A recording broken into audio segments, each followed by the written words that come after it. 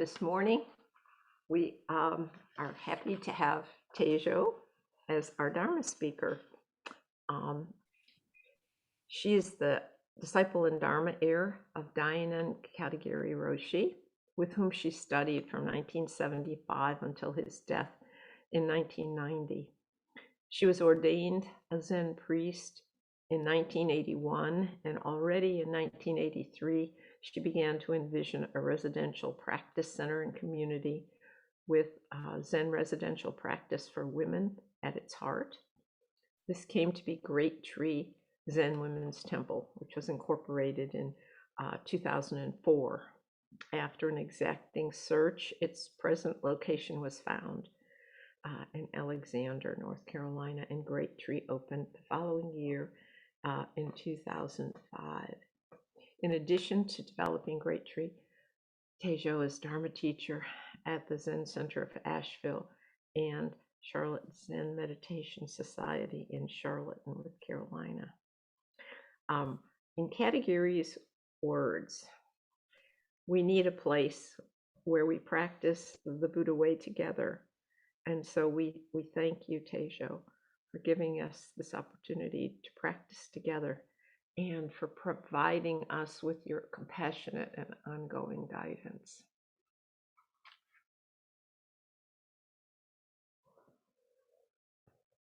It's kind of a hard introduction to live up to.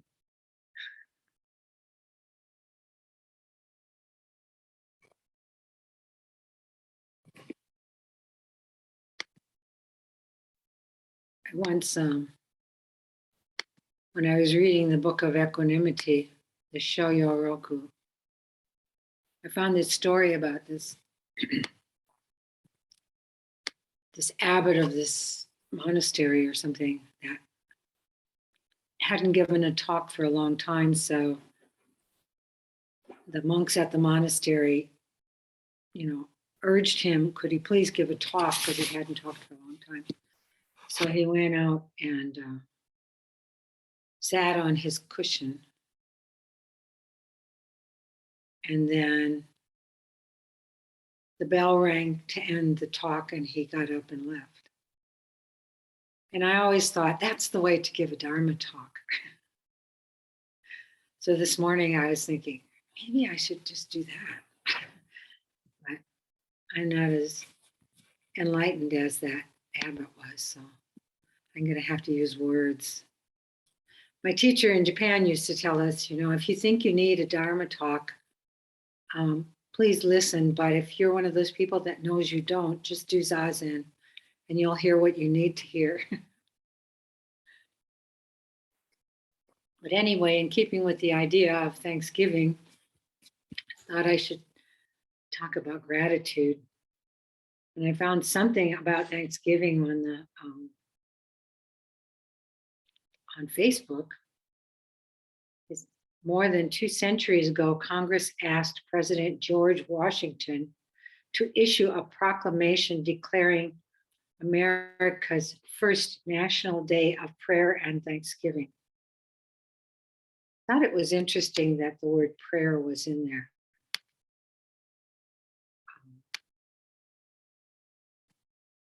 And in my life,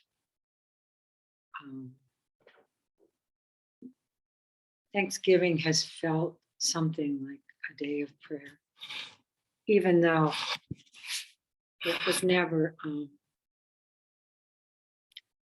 we never talked about that in my family or anything. But what prayer evokes for me is a feeling of release or relief. And I feel like that's what we do on Thanksgiving. We get together and we all kind of enjoy a meal. We don't do that very often. So it does feel a little bit like a day of prayer to me. But it also, there's this aspect of Thanksgiving which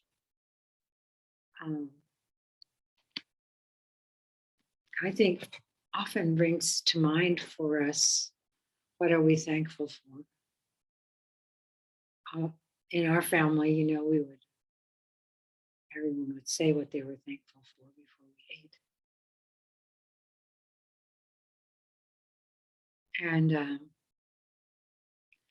I was looking around, I looked at Christina Feldman's book called Boundless Heart.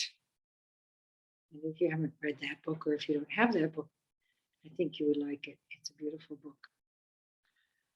But anyway, I looked at her section on gratitude, and the first thing she says in there is gratitude is one of the building blocks that incline our hearts toward joy.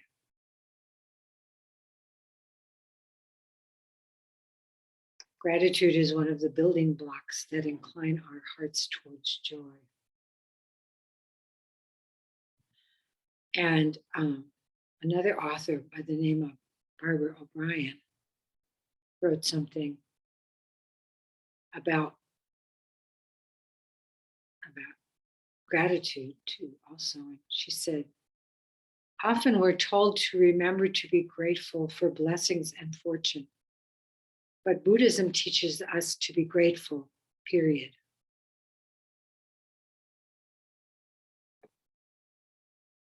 And a lot of what we've been talking about in both of the study groups, both in Pema Chodron's book and in Katagiri Roshi's book,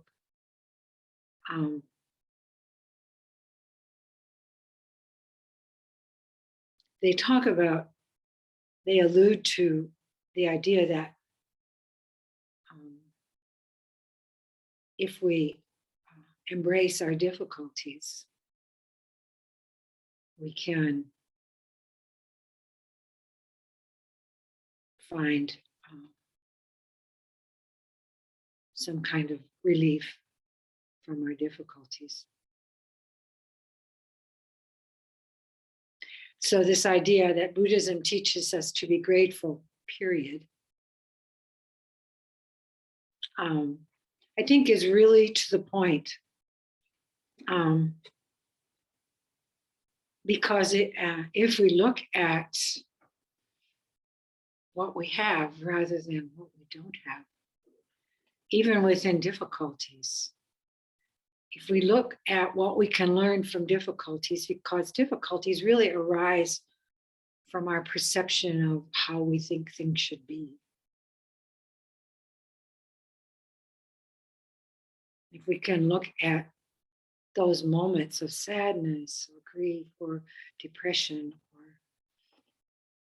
joy, if we can look at all of those and have gratitude, it means we can see something more than the difficulties that we're encountering, or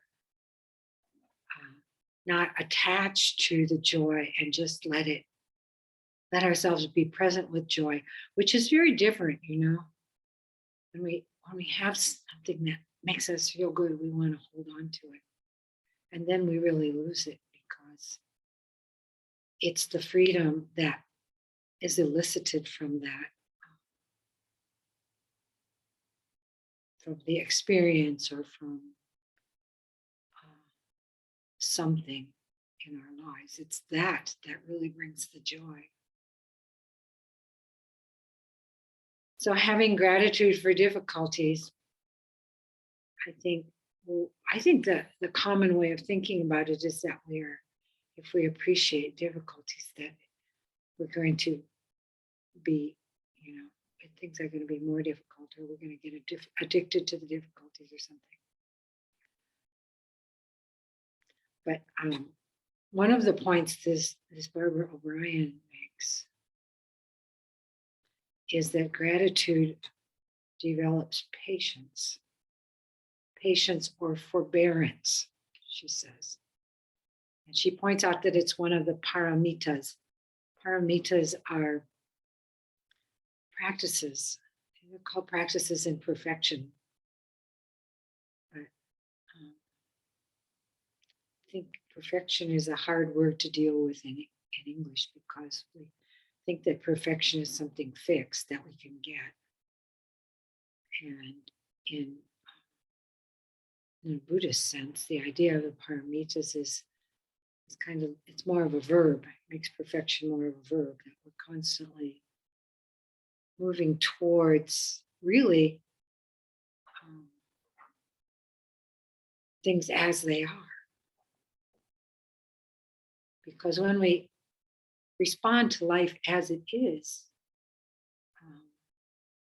then it means that we're harmonious with all of life, and we aren't just operating from our ideas of what we should do. So this idea of gratitude develops patience. It made me think about, my definition of patience is letting life unfold. And that came about at a very rough time in the development of Great Tree. The first board that fell apart. Actually, there were 2 people left, but all of the momentum that we had in the first year and a half just kind of dropped away. It just became too much. It's hard to start something like this. And so it just kind of fell apart. And at first I panicked. Oh my gosh, what can I do? Should I go forward? Should I stop? And my friend Norma Fogelberg, who had been sort of advising us, advising the president of the board, she said to me, and I met her from Shohaku's group, because I helped Shohaku kind of get started in Bloomington. And Norma just said, oh, Teijo, this is a good time for planning.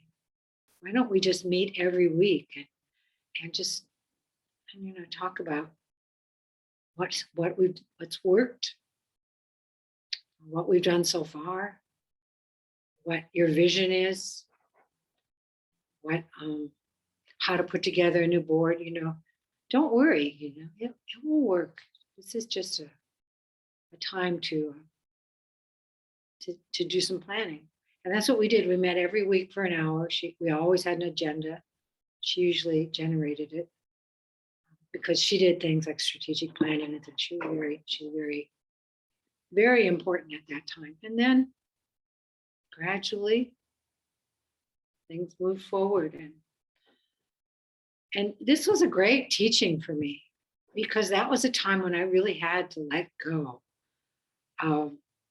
Because Great Tree really started with a lot of momentum. The board was very enthusiastic. The person leading the board was, but she just burned out, just because there's so many pieces to put together. And it just felt like, just not working. But this was really a great teaching for me, because during that time I had to let go of one thing after another. And she just got me focused on what are the positive aspects of this? What is the vision?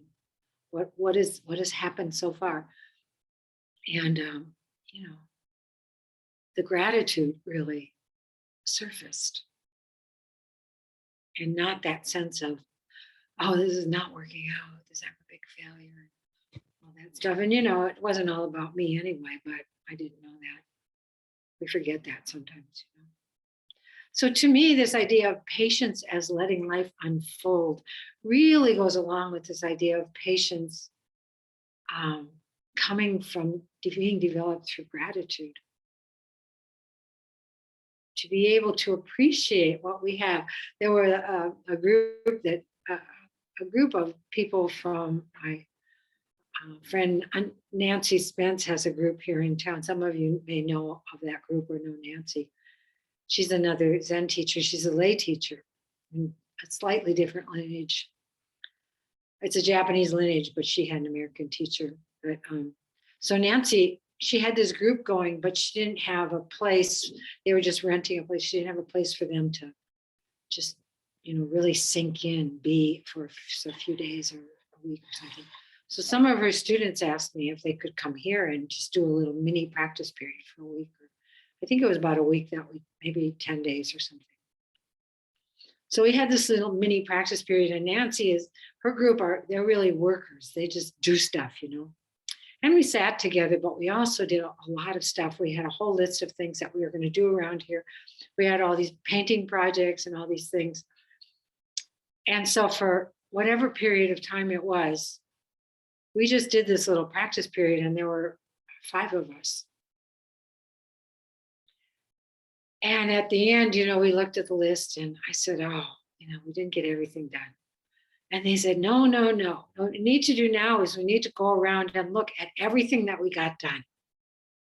And we did. We walked around the house and we did this, and we did this, and we did this, and we came out of it just feeling so good about it. Again, this is that feeling of gratitude.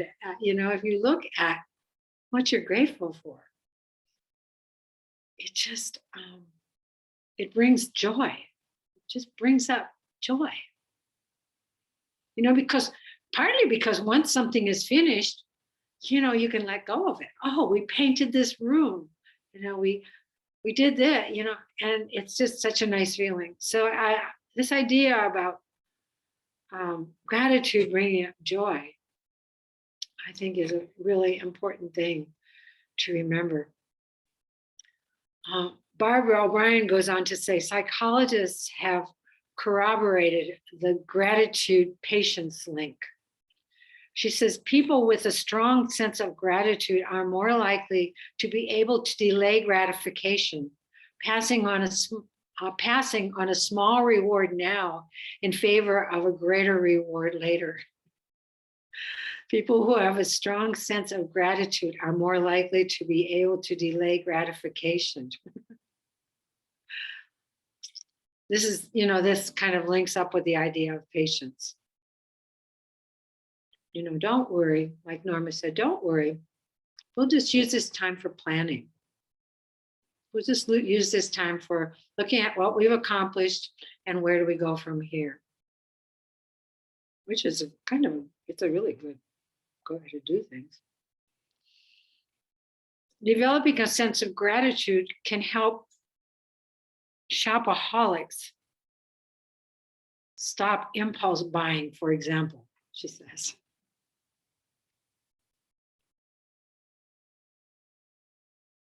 Gratitude is also an antidote to greed. Just a second, I got to make these words bigger.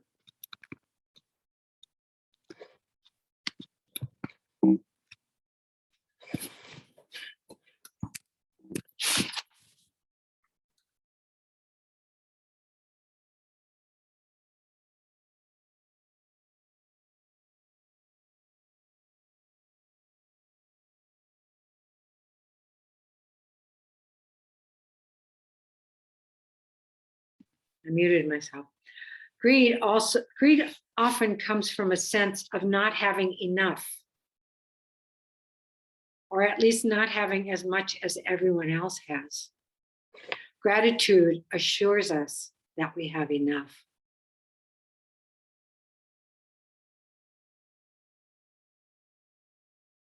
One of the most inspiring stories I ever read was in an old book from, I don't know, I think it's from the 3rd century BC, or Common Era, about this monk that was visiting this other monk. And so the monk that was visiting, they were in conversation, and he stayed overnight. The monk that was visiting said, why don't you come over to my temple? And so the monk said, oh, yeah, good, I will. And so he was doing all this preparation and everything. And the monk that was visiting said, let's go. He said, oh, I've got to do this. I've got to get this. And he was doing all this packing. And this other monk, all he had was, I don't know what it was called, his oil. I don't know what the oil was for, but that's all he had. And so I thought about that. And I thought, I can't travel without a big suitcase. But I was really inspired by that. I read this years ago when I was at Minnesota Zen Center. I read it, and it still kind of stays with me when I think about what do I really need? And what do I have? And when you travel, when I was in the monastery, I had a little section of a closet. I had a quarter of the closet. And I had 2 roommates. I don't know what the other one. And what went into my quarter of the closet was all my stuff and my futon that I slept in. And I remember thinking, this is all I need. When I get home, I'm just going to get rid of all that stuff that I have stored at my friend's house. But then I got home and I started looking through, I might need this, and I might need this, and I might need this, and I kept all of it. So then she talks about it as an antidote to greed. She talks about it as a way of cultivating patience. And then she talks about it as gratitude for difficulties. Gratitude is to be cultivated as a habit or attitude of mind, not dependent on conditions. Jack Kornfield advises us to be grateful for difficulties. It's reality. It's really the difficult times that teach us the most, he said. And that is so, so true. And it's so hard to see that. We're so afraid of difficult times that we run from them. Or we dig in and grit our teeth. Rather than just being with whatever it is that we're feeling. And being with it, is a kind of letting go. When we recognize that we're fighting it, and just take a deep breath and say, well, what do I do with this feeling? Just be with it. Zazen really is a good opportunity to learn that, particularly sesshin, because, when we sit and sit and sit, those things come up. The inclination, of course, when those things come up is, I'm doing it wrong. My nephew told me yesterday, he was meditating every day. He's in college. He says, I just can't meditate. I just can't meditate now. It's just too hard. I said, well, just sit down and take 3 deep breaths, and that's good enough. I can't even do that. That's what we feel like when things come up, when difficult things come up, that things that, maybe we've suppressed them since we were children.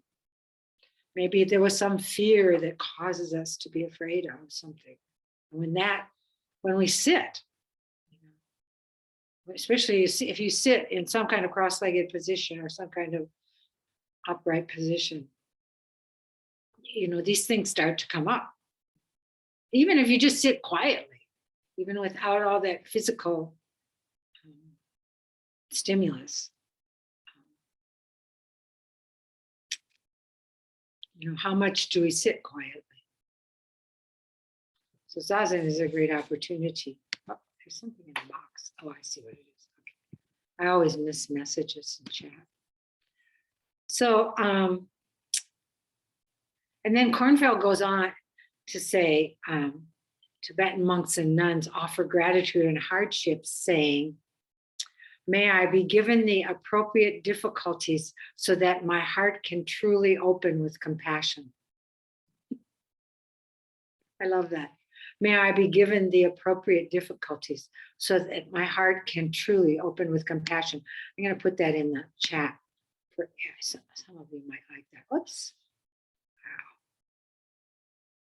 This is the problem of doing things online.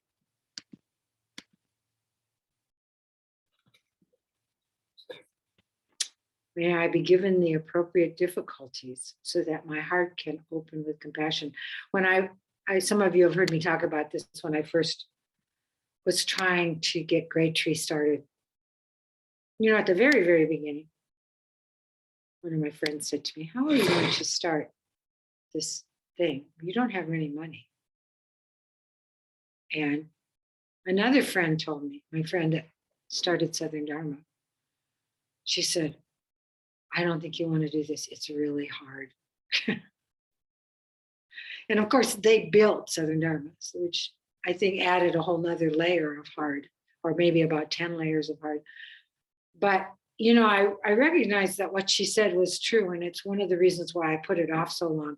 Anne mentioned in the beginning that I had this vision in 1983, and people kept saying, why aren't you doing something? And I'm not ready, I'm not ready. Because I knew it was going to be hard. And even when I finally decided that I had to start it or I would be laying on my deathbed saying I should have tried, I finally said, okay, you know, I know it's going to be hard and it's really good for my practice. And it has been. That is, like he says, like Jack Kornfield says, that it's the really difficult times that teach us the most. And it's so true. But, you know, on the other hand, I don't think we have to create difficulties for ourselves. And I don't think that was the spirit in which I was doing it. I was just kind of saying, okay, but I know the difficult times are good for me too. But it wasn't something that I wanted to, you know, it was just the transition, getting it up and running. That's the hard part, I think. Now it's a little bit easier. But when I first came back from the monastery, and I wasn't at one of these hardcore monasteries. The teacher was very generous with us in terms of not making things beyond difficult. There were some things that we did that were very difficult. Like we would go out in January, from January 15th about till February 15th, Nehan, our Buddha's death and nirvana was on the 15th of February. And so we would go out every single day for Takuhatsu. And January, where I was, that's the coldest month, and sometimes there would be snow on the ground. That was difficult, but for the most part, you know, he was pretty kind. But when I got back, when I went to Hokyoji, I went straight to our monastery in Minnesota. And the only thing that was happening down there with it, there was these builders building this big building. Some of the members were building a big, huge building for construction because it was so hot in the summer to build outside and all the difficulties of the winter. So they were building this big building. And so I came and I said, okay, what can I do? Because I can't build. They said, oh, if you could cook for us, that would be great. So they had this very, very basic schedule where very, very little zazen in the morning and a little bit at night. And so somebody came and wanted really hardcore practice. I said, well, this is not a hardcore practice time. So if you want to stay, that's fine. But basically, you just got to figure out what needs to be done. We got to take care of the meditation hall. We got to cook. And one day I heard her screaming, practice should be hard. And she left. And, you know, it's just not, it doesn't always have to be that hard. Sometimes you need to take a break. So, and Jack Kornfield also ties gratitude to mindfulness. To be mindful, he said, is to see the world without judgment. To see the world as it is without judgments. To be mindful is to see the world as it is without judgments. It is responding to the world rather than reacting to it. Gratitude helps us to be fully present and attentive to our surroundings. You can really kind of see how that is. Gratitude helps us to be fully present and attentive to our surroundings, which is mindfulness. And to be fully present and attentive to our surroundings is when we suspend judgment. When we can let go of our judgments, when we can see our judgments and let go of them. I think that's a very good description of what mindfulness is. And it allows us to respond to the world rather than reacting to it. And this is something that I see in Zazen too. I see that inclination to react rather than to just be present and respond.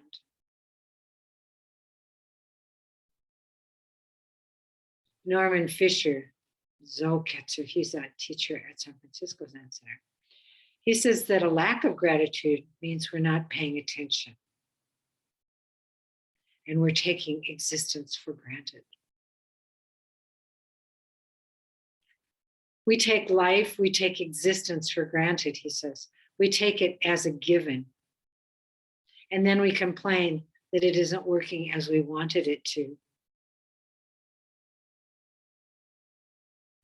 So then there she addresses, this Barbara O'Brien addresses, how do we cultivate gratitude?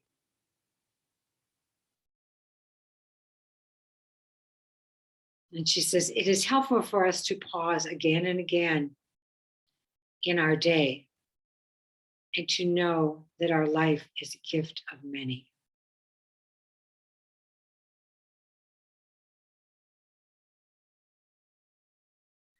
It is about a choice, making a choice concerning where we abide and make our home in resentment or in gratitude. Where do we abide?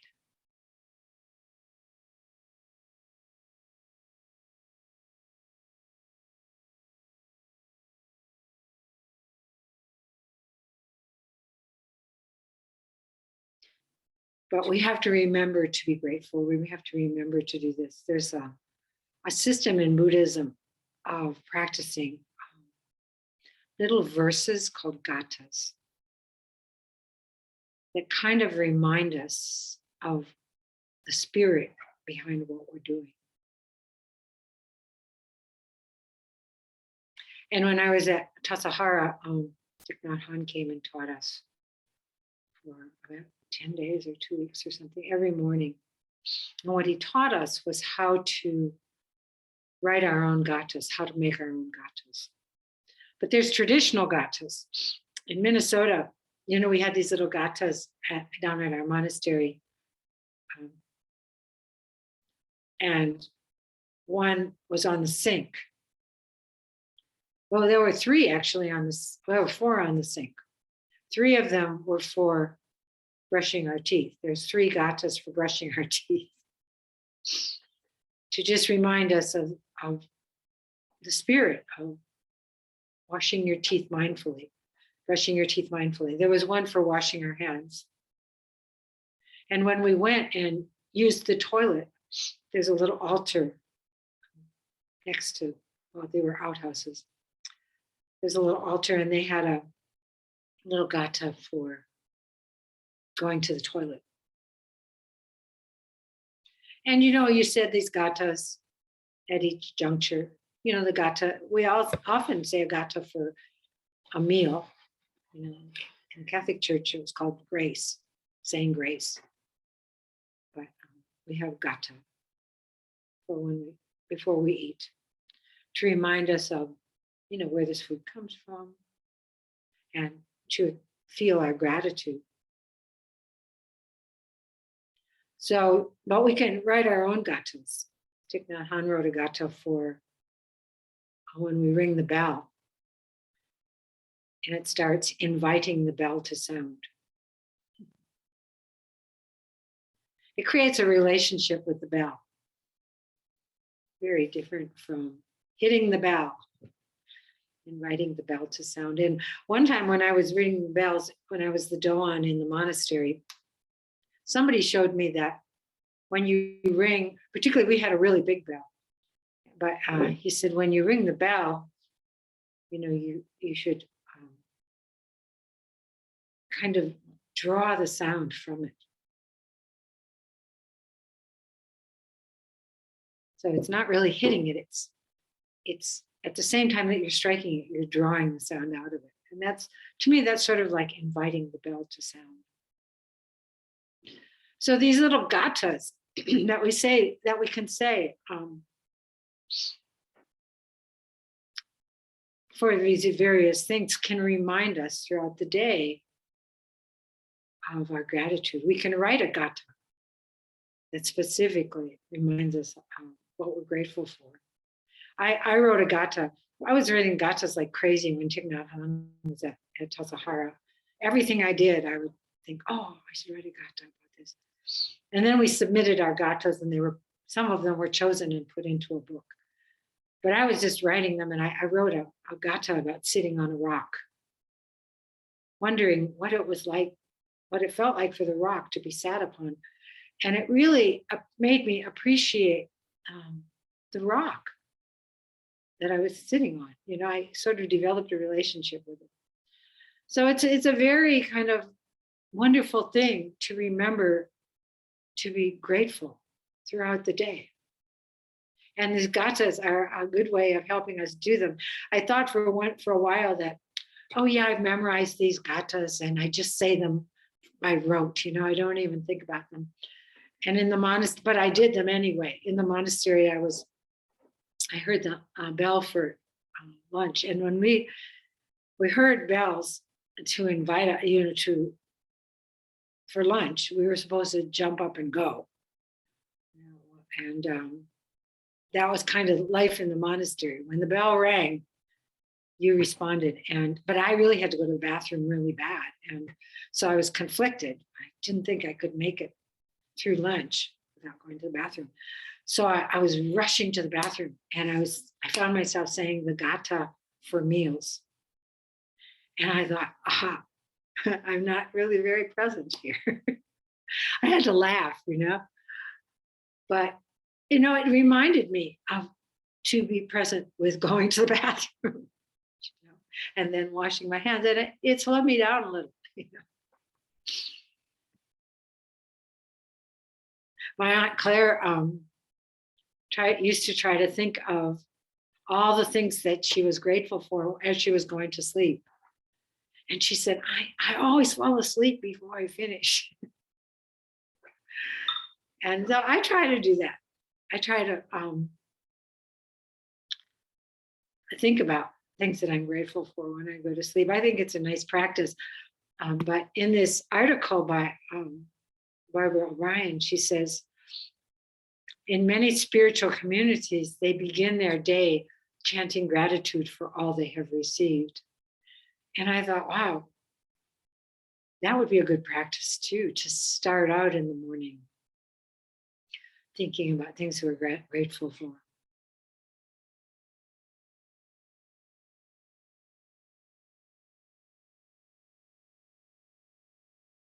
I was just trying to think about, I used to say the gatha for waking up in the morning. I was trying to think about what that was. I used to have it memorized. Katagiri Roshi translated a lot of these gathas for us, and we kind of had them all over the place to remind us. Waking up in the morning, I vow with all beings too. I can't remember it, so I'll have to go back and look that up.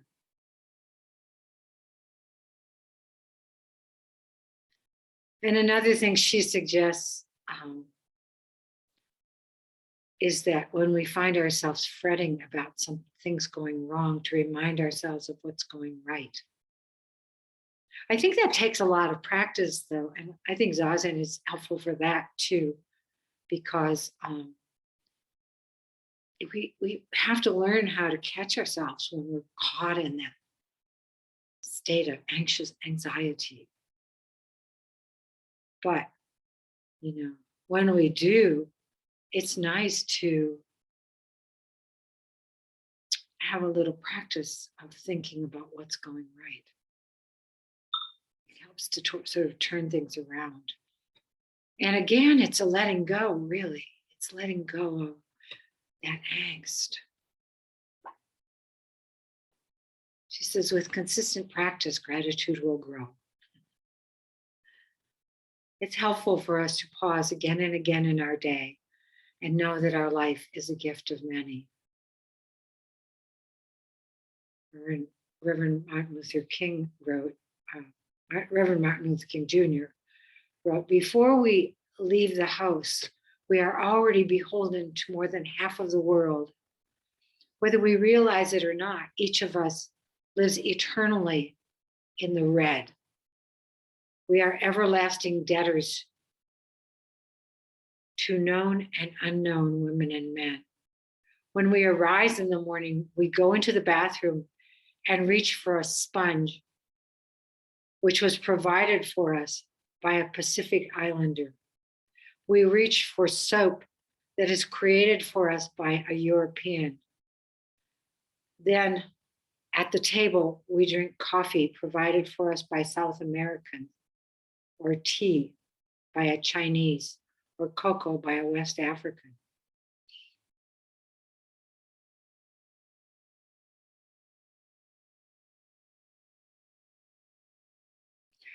Thich Nhat Hanh talks about it in the same way.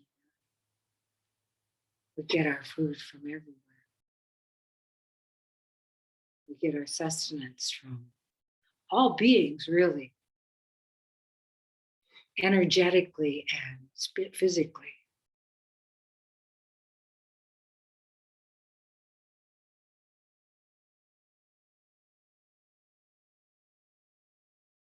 At the end of every chapter or every section in Boundless Heart, Christina Feldman suggests a practice, and at the end of the or in the section on giving, she says, dedicate some moments to stillness and receptivity, allowing your mind and body to calm. Amid all the challenges of life, remember the many blessings that sustain us. With gratitude, remember the many people who have supported and sustained us through our lives. With gratitude, remember the moments of beauty and loveliness of the natural world. And I thought about our practice. Trey, you participated in that, of forest bathing that we did here. That kind of pause. And I thought about the first time I did forest bathing with Brooke Genryu. For some reason, I ended up hugging a tree. And hugging a tree is such a great thing to do, to identify a tree in your yard and hug it. Hug it. You know, trees ground us. Trees have a lot of energy. I'm listening to this audio book right now of The Hidden Life of Trees. It blows my mind. Talking about the way trees communicate with each other energetically. Wow. And, you know, there's so much that we can learn from nature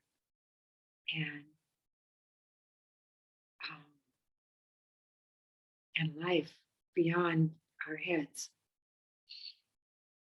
And then she goes on to talk about this practice of gratitude. With gratitude, appreciate whatever measure of health we have. Remember the generosity of others.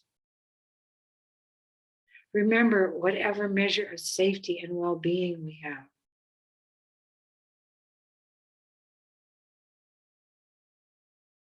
How wonderful it feels to be in our bed, to have a bed, to have a warm place to live. With gratitude, remember our capacity to touch the lives of others with care and love. So that's what I have to share this morning. And if you have something to say, you can raise your hand. Does everybody know how to raise your hand? You go into reactions at the bottom of your screen and click it. And it's got a little place where it says raise hand. I will pay attention if you want to raise your hand. Or you can just say something.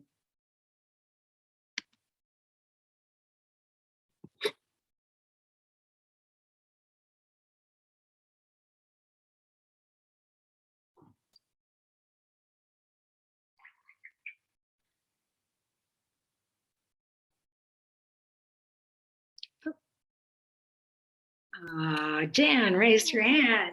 Nice job, Jan. I just wanted to express gratitude for your being here this morning and sharing those thoughts, and for everyone who's in the screen on tiny boxes on my page. And I'm going to express gratitude in advance for anyone who's going to the gift shop and looking at what we have as what donations have been given to the gift shop to share. Yes, and it's set up for December 12th.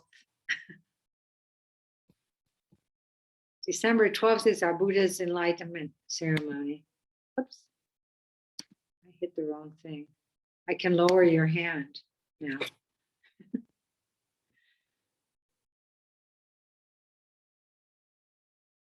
Thank you, Jan. When you said that, it made me feel appreciation for everyone who's here. Because one of the things that I've been thinking about is how valuable it is to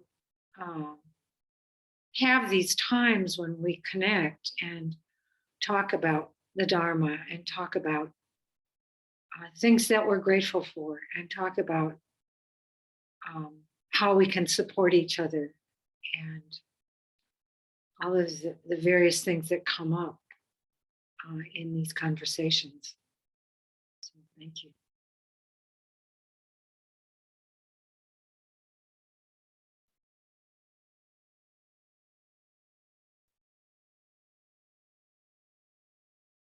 Oh, I see a hand. Thank you, Anne.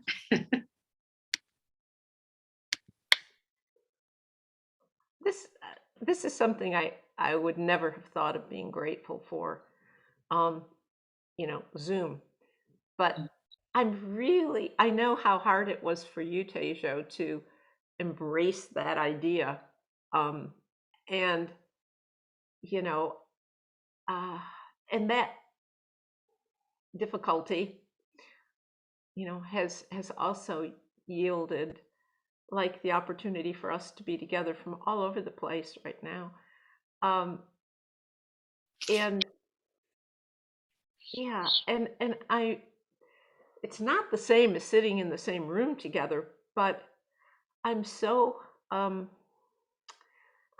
so amazed at how, sitting with people on Zoom does feel so different from sitting alone. It it really is like people are present. So I just want to say that's expanded my whole concept of what I could be grateful for. And yeah, anyway. Thank you.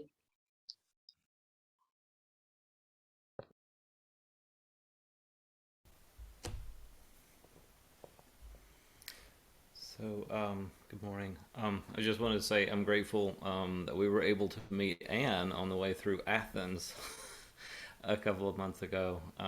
We were able to stop as we were passing through and have lunch, so it was nice to meet you down there. So.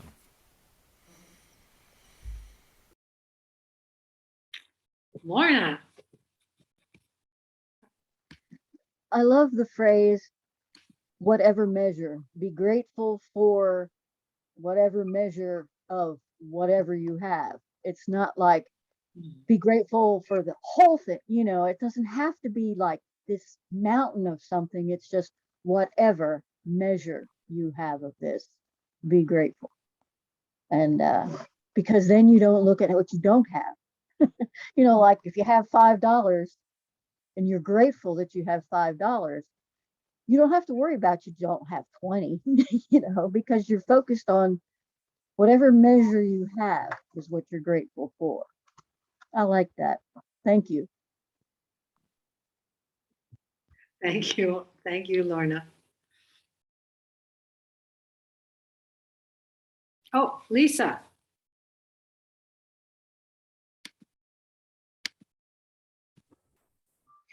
Good morning. I also want to just express my gratitude, one, for finding your group through Karen Harris.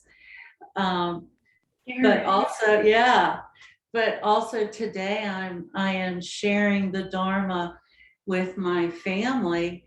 I'm here in Tennessee with my brother and sister-in-law, my other sister-in-law, and so I've gathered the family for this moment. Oh, And so I have much gratitude for. It's almost like combining my families, my Dharma family and my other family. So thank you. You've given us lots of things we can talk about today and be grateful for. So thank you. Yes, thank you. so nice to meet your family. Thanks for coming on the screen. It's been our pleasure. It's been wonderful. Thank you. Lots to incorporate, think about. Thank you. Yes. That was a gift.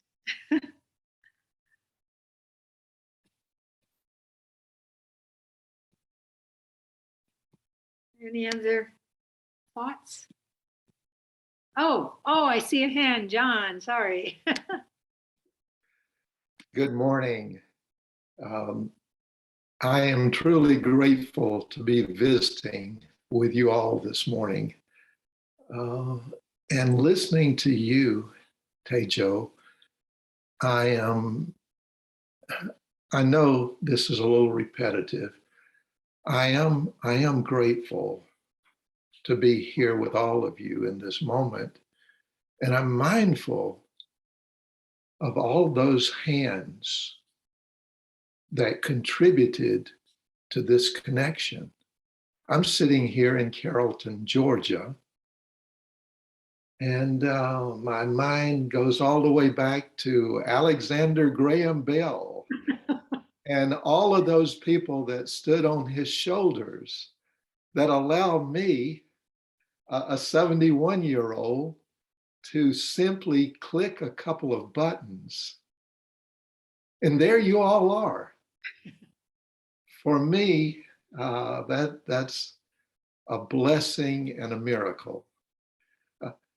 One personal note, my wife and I are wanting to retire in a senior living community, and we're looking at Asheville. So I'd like, and I say that because being a little bit transparent, we're liberal. I've been a student of Buddhism since I was very young. And it looks like a nice group of like-minded people. So I'd like to list my email address in the chat box and invite and welcome and request that you have if you have any suggestions about how a Georgia boy, born and bred, married to a Nebraska woman, what we might want to look at or consider in contemplating a move north into your area. I certainly would be very grateful and would appreciate anything you had to offer. Thank you.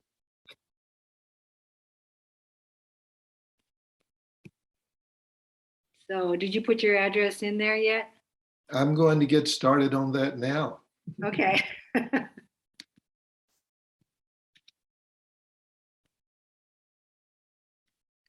There. Okay. So anything else that anyone has to say? Thank you very much, John. So we got 2 Georgians here. Ann is down in Georgia too. 3. No. Oh, I'm sorry. No, I'm not a Georgian. I was raising my hand to say something. But a friend of mine is in Georgia, if that counts. Well, if they can see us. But yeah, well, I just wanted to also just express gratitude, Teijo, for the talk and the reminder to be grateful. At one point during the talk, I was just kind of noticing my room and everything around me, and really like everything around me has been a gift. Like the cushion that I'm sitting on was a gift from you, Teijo, and some of the plants in my room, the clothes on my body were gifted. The tea I was drinking, just thinking about all the effort and labor and kindness that has gone into my life. So just that reminder in the talk was just very, very, very helpful, and I'm grateful for it. And very timely as well. My roommate was talking about a recent podcast episode of the Duncan Trussell Family Hour, Duncan Trussell's podcast. And it was an interview with Jack Cornfield. And it was, I think they at least touched on gratitude. And so, we were kind of talking about it last night. And then one of the quotes you had, I wrote down a lot of the quotes, but one of them, I can't remember who said it, and I only got the first half, but a lack of gratitude means we're not paying attention. And that was just like a big moment for me as I was looking around and like paying attention actually to the content of my life. There's really no other choice but to be grateful. So thank you. Thank you. And what you reminded me of when you were saying that Yes. is just a second. I'm just going to put this I'll put this in the chat so that you know the source. It's Norman Fisher. I have it on hand. What? Teijo, can you hear me? I can. I just want to say one thing before, I don't know why it's not. And that is, what you were saying around, you look around your room and you look at all the things and I feel that way around Great Tree. I can look around this room and say where each thing came from. And I do that around Great Tree often. And I think, wow, we're rich with friends. Okay, Peggy. Well, it was Lou who really, Okay, I don't have a camera, so I can't tell some of what's going on, but Lou wants to say something. Well, just your comment a moment ago about looking around the room and the desire to move from Georgia to another place, married to someone from, as I recall, Nebraska. The exposure we have in the modern world. Now we're communicating through Zoom.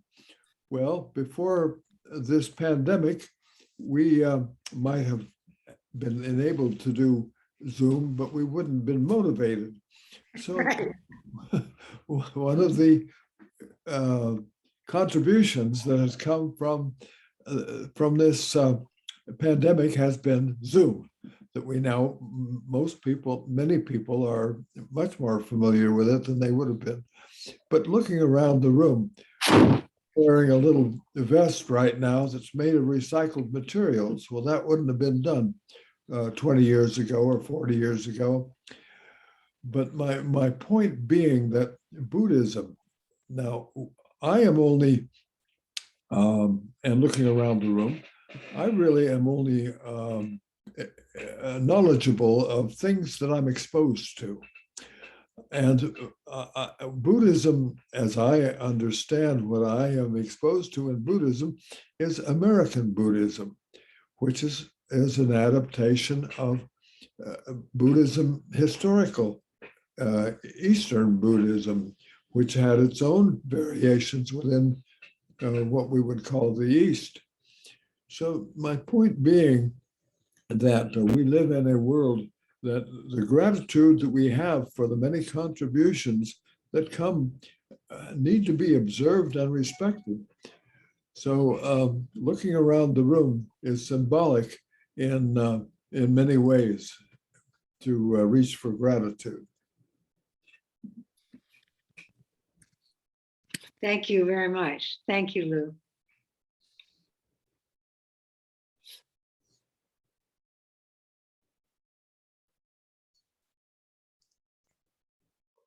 We're about at time, Teijo. Oh, sorry, I wasn't paying attention to the time. Okay, I guess it's time to give back the merit. Well, I got involved in trying to paste this quote in for Trey, but it got all wonky, so I don't know what's going on. Before anybody leaves, can we just tell them that you'll have family meditation tomorrow? Oh, right. Oh, I need to post that. Okay, and so tomorrow will be about let me see, giving and receiving is the topic, and also that sesshin starts on Friday. It'll be our first sesshin since a long time ago, early last spring. So anyone who's interested in participating in part or full, it'll start on Friday evening and go through the following Wednesday. So you can have to register. and Have to register if you plan to Okay. be from any part of it. Okay. Except for the talk. The talk next Saturday, people can At the still. talk next Saturday, you don't have to register for, but the rest of the sesshin, because I need to keep track of who's participating in case something goes wrong. We need to kind of connect. But yeah. Okay, are we good? May the merit of this practice May the merit of benefit all beings and bring peace. Thank you. Have a good day.